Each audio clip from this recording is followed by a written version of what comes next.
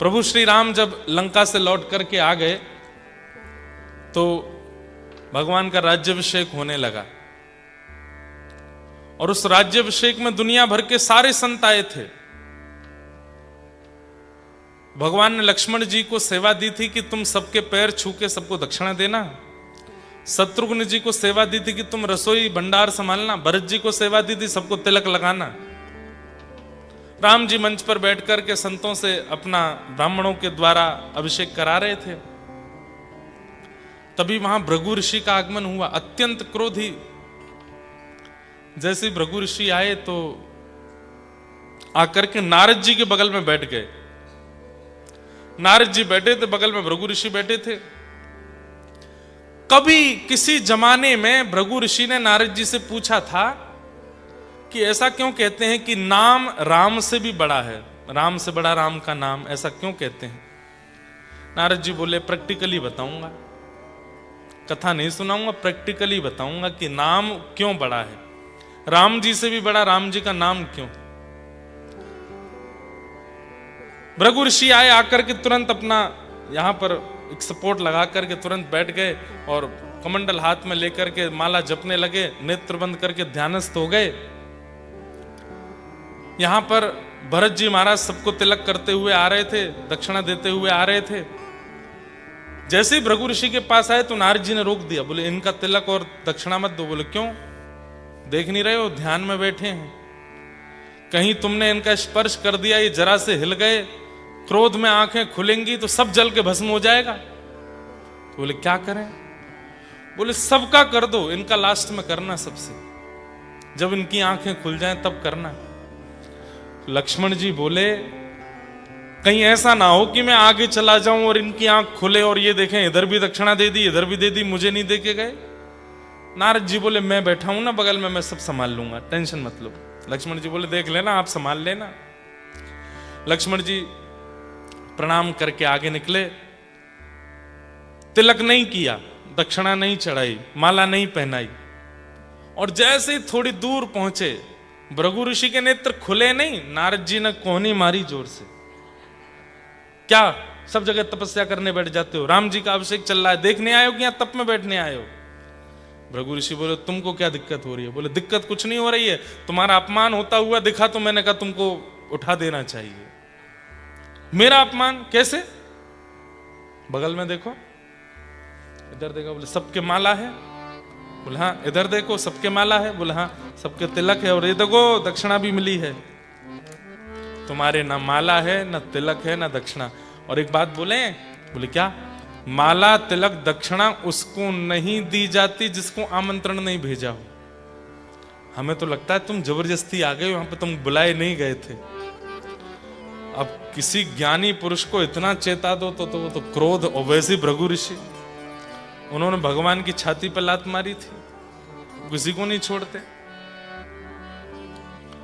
मेरा अपमान किया गया राम जी की सभा में? बोले हाँ तुम्हारा अपमान किया है। नहीं तो देखो लक्ष्मण चला गया आगे।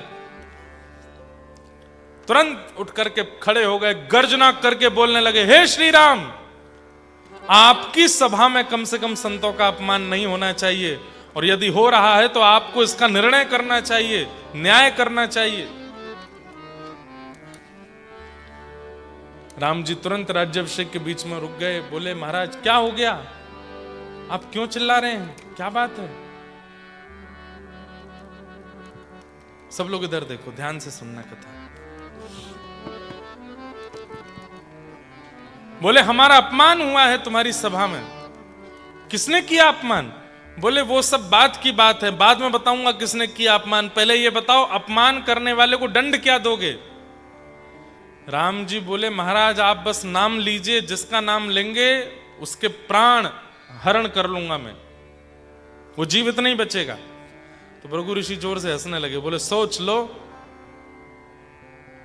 राम जी बोले रघुकुल रीत सदा चली आई, प्राण जाए पर बचन न जाए। आप नाम बोलिए बस, आप जिसका नाम बोलेंगे वो जीवित नहीं बचेगा। तो बोले और थोड़ा कंफर्मेशन दे दो। तो राम जी बोलते हैं मैं हनुमान जी की सौगंध खा के कहता हूं, आप जिसका नाम बोलेंगे वो जीवित नहीं बचेगा। किसने किया आपका अपमान? भृगु ऋषि बोले तुम्हारे अनुज लक्ष्मण ने, तुम्हारे छोटे भाई लक्ष्मण ने मेरा अपमान किया है। तुरंत राम जी अपना धनुष बाण उठाए और बोले कहाँ है लक्ष्मण, मेरे सामने खड़ा करो। लक्ष्मण जी वहां संतों की सेवा में लगे थे, तभी किसी ने जाके कहा लक्ष्मण जी भागो यहां से। बोले क्या हो गया? बोले भृगु ऋषि की आंख खुल गई है, और आंख खुलते ही वो आग बबूला हो रहे हैं, मेरा अपमान किया लक्ष्मण ने। अरे वो कहाँ है, नारद जी कहाँ है? नारद जी बोले थे कि मैं संभाल लूंगा। बोले नारद जी ने तो पूरा रायता फैलाया है, तुम तो भागो यहां से। लक्ष्मण जी बोले मुझे राम जी मार दें इसकी मुझे चिंता नहीं है। ऐसा हो नहीं सकता कि लक्ष्मण, राम जी कह रहे हैं कि मैं लक्ष्मण को बाण मारूंगा और लक्ष्मण जी भागें ना। लक्ष्मण जी तो सामने आके खड़े हो जाएंगे कि मार दीजिए नाथ, मेरा सौभाग्य आपके हाथों मरूं। लेकिन लक्ष्मण जी भाग क्यों रहे हैं? लक्ष्मण जी कह रहे हैं जिस मुकुट को अपने भैया के सिर पर पधरा करके उनका राज्याभिषेक करके कौशलपुर अयोध्या का राजा बने जिन भैया को मैं देखना चाहता हूं, जिसके लिए मैंने 14 वर्ष निद्रा को जीता है, आज वो दृश्य देखे बिना प्राण नहीं त्यागूंगा। मैं एक बार बस देख लूं कि मेरे भैया राजा बन गए, सिर पर मुकुट बैठ गया, उसके बाद वो मेरे प्राण ले लें। अभी राज्याभिषेक हुआ नहीं है, उससे पहले मेरे प्राण चले जाएंगे तो मैं कैसे जीऊं? एक बार राजा राम देखना चाहता हूं, उसके बाद प्राण चले जाएं, तो इसलिए भाग रहे थे। हनुमान जी को ढूंढने लगे, वही बचाएंगे। ढूंढते ढूंढते हनुमान जी को ढूंढने लगे, हनुमान जी नहीं मिले। बोले अब कहां जाऊं? ऐसा लग रहा है लक्ष्मण जी ही रो रहे हों, भाग रहे हों बालक के रूप में। हनुमान जी भी जब नहीं मिले लक्ष्मण जी को,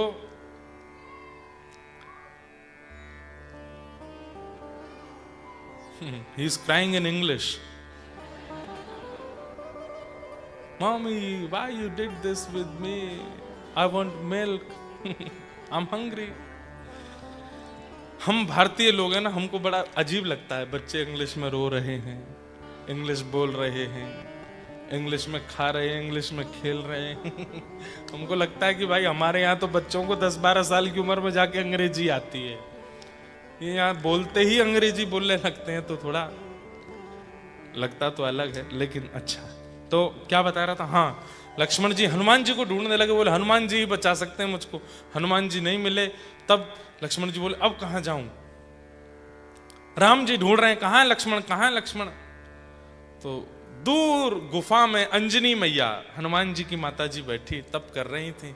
लक्ष्मण जी दौड़े दौड़े मैया के पास गए, बोले मैया आप ही मुझे बचा सकती हो, पूरी बात बताइए, ऐसे ऐसे पूरा हो गया है, राम जी मुझे मारने आ रहे हैं। अंजनी मैया बोली, बोले तुम यहीं छिप जाओ इस शिला के पीछे, मैं हनुमान को बुलाती हूँ। अंजनी मैया ने नेत्र बंद करके जैसे ही वेग से हनुमान जी को पुकारा, हनुमान जी के रों कंपित होने लगे। पता चल गया कि मां बुला रही हैं। पवन पुत्र हनुमान दौड़ करके उछल के पहुंच गए मैया के पास। मैया जल्दी आज्ञा करो, मुझे क्यों बुलाया? राम जी का राज्याभिषेक होने वाला है, मैं बहुत व्यस्त हूं आज, पूरे भंडार की सेवा मैं और भरत जी देख रहे हैं, जल्दी बताइए क्या करना है? बोले मेरा एक बहुत जरूरी काम करना है। बोले मां कल कर लें, आज राम जी का राज्याभिषेक हो जाए। बोले नहीं, आज करना है, अभी करना है। बताइए ना क्या करना है? बोले पहले वचन दो, जो कहूंगी सो करोगे। बोले वचन देता हूं मां, करूंगा। बोले नहीं, सौगंध खा करके, अपने प्रिय की सौगंध खा करके कहो, जो कहूंगी सो करोगे। ऐसी क्या बात है मां? बोले मैं जल्दी कह रही हूं, जल्दी करो, समय नहीं है। हनुमान जी बोले मैं राघव जी की सौगंध खाता हूं, राम जी की सौगंध खाता हूं, जो कहोगी सो करूंगा। पूरी बात बताई। बोले शिला के पीछे लक्ष्मण खड़ा है, राम जी उसको मारने आ रहे हैं, राम जी के बाण से लक्ष्मण की रक्षा करो। हनुमान जी मुस्कुराने लगे, वाह मैया, राम जी की सौगंध खिलवा दी और राम जी से ही बचाना है लक्ष्मण को। बोले अब बचाओ, ठीक है। हनुमान जी खड़े हो गए। राम जी को पता चला कि लक्ष्मण यहां है, तुरंत धनुष बाण लेकर के चढ़ा दिया। हनुमान हट जाओ, मुझे पता है शिला के पीछे लक्ष्मण है, उसको मेरे हवाले करो। हनुमान जी बोले भगवान, आज लक्ष्मण जी को बाण तभी स्पर्श करेगा जब हनुमान नहीं रहेगा। जब तक हनुमान जीवित है आप लक्ष्मण को स्पर्श नहीं कर सकते। अच्छा, अरे हमने वचन दिया है, हमने भृगु ऋषि से कहा है कि मैं लक्ष्मण को जीवित नहीं छोड़ूंगा। बोले मैंने भी अपनी मैया को वचन दिया है कि मैं लक्ष्मण को कुछ होने नहीं दूंगा। अरे वचन की बात नहीं है, मैंने तुम्हारी सौगंध खाई है कि मैं लक्ष्मण को जीवित नहीं छोड़ूंगा। हनुमान जी बोले मैंने भी आपकी सौगंध खाई है कि मैं लक्ष्मण को कुछ होने नहीं दूंगा। आप लक्ष्मण के साथ जो करना चाहें कर सकते हैं, लेकिन उससे पहले मेरे प्राण ले लीजिए। मेरे प्राण चले जाएंगे तो मैं वचनबद्ध नहीं हूं, मेरी कसम टूट जाएगी, उसके बाद लक्ष्मण आपके हवाले, पर उससे पहले मुझसे सामना करना पड़ेगा। अच्छा हाँ। प्रभु श्री राम ने कहा तो पहला बाण तुमको ही देखेगा। बोले चला दीजिए। आहा, जैसे ही बाण संधान किया है, प्रत्यंचा खींच करके हनुमान जी की ओर देखे, आकाश में बादल गरजने लगे, सूर्य चंद्रमा विचलित हो गए, देवता सब त्राहिमाम करके दौड़ने लगे। बोले ये कैसा अवसर देख रहे हैं?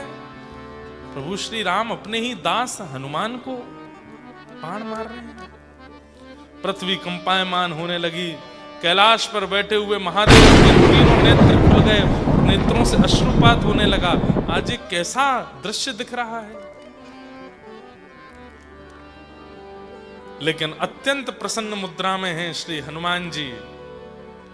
बोले मेरा सौभाग्य, मैंने चरण स्पर्श किए हैं, मैंने बहुत प्रेम पाया है राघव जी का, आज पहली बार क्रोध मिलेगा मुझको।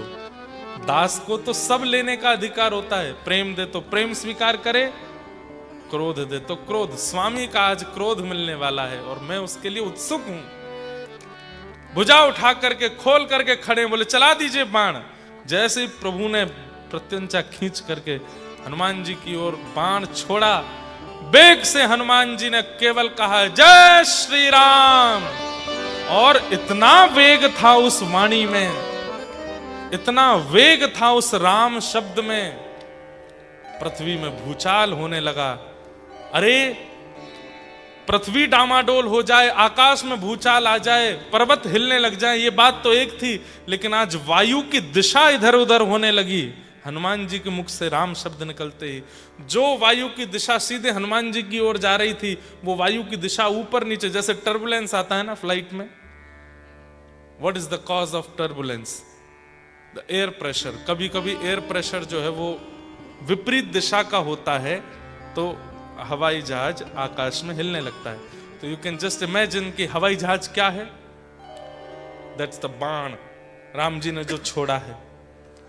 लेकिन अचानक से सामने से हनुमान जी ने जो जय श्री राम का उद्घोष किया, तो मुख से वह स्वर निकला, हवा लेकर के चला, पूरा वातावरण की हवा डामाडोल हो गई और वो बाण लड़खड़ा करके राम हनुमान जी के चरणों में गिर गया, स्पर्श नहीं कर पाया। राम जी देख करके चौंक गए। बोले कुंभकर्ण नहीं बच पाया, रावण नहीं बच पाया, इतने बड़े बड़े सबरे राक्षस नहीं बच पाए जिन बाणों से, ये हनुमान मेरा ही नाम बोल के मेरे ही बाण गिरा रहा है नीचे। दूसरा बाण चलाता हूं। दूसरा बाण लेकर के फिर चलाया और तेज जय श्री राम का, वो भी नीचे गिर गया। एक के बाद एक राम जी बाण चलाते रहे, हनुमान जी जय श्री राम का उद्घोष करके सारे बाणों को नीचे गिरते रहे। नारद जी मुनि भृगु ऋषि के पास गए, हाथ पकड़ के बोले अंत में निकला यह परिणाम, राम से बड़ा राम का नाम। जिसके चित्त में राम नाम विराजमान है, उसको राम जी भी चाहें तो डुबा नहीं सकते, मार नहीं सकते। ये नाम प्रभाव। कलयुग केवल नाम प्रभावा, सुमिर सुमिर नर उतरे ही पारा। कलयुग में नाम का ही प्रभाव है। तो राम जी अपना वचन निभाते हैं। अंत में भृगु ऋषि ने फिर जाके राम जी से कहा, सुनिए, मैंने ही कहा था कि मेरे अपमान करने वाले को मार दीजिए, अब मैं ही कह रहा हूं मुझे नहीं मरवाना है, छोड़ दीजिए। बोले देख लीजिए, आपने कहा था कि आप मारोगे, आपको मारना है। बोले कि नहीं, अब मुझे कोई गिले शिकवा नहीं है, लक्ष्मण जी को मैंने क्षमा किया। राम जी ने तुरंत धनुष बाण नीचे छोड़ दिए, दौड़ करके पहले तो हनुमान जी को हृदय से लगाया, फिर दौड़ के लक्ष्मण जी को हृदय से लगाया। लक्ष्मण जी रोने लगे, बोले भैया मुझे मार दीजिए, लेकिन एक बार आप अयोध्या के राज सिंहासन पर बैठ के मुझे दर्शन दे दीजिए, मैं एक बार आपको राजा बने देख लूं, उसके बाद मेरा वध कर दीजिएगा। मुझे आपके हाथ से वध करवाने में कोई चिंता नहीं है। राम जी बोले, मैं वचनबद्ध था, अपने वचन का निर्वहन कर रहा था। यदि वचन दे करके ना करूं तो ये चोरी मानी जाएगी। अस्तेयम।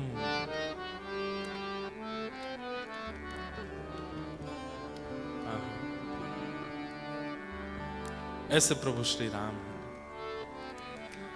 तो धृति, क्षमा, दम, अस्तेयम। और पांचवा लक्षण क्या है राम जी का? शौच, यानी कि पवित्रता।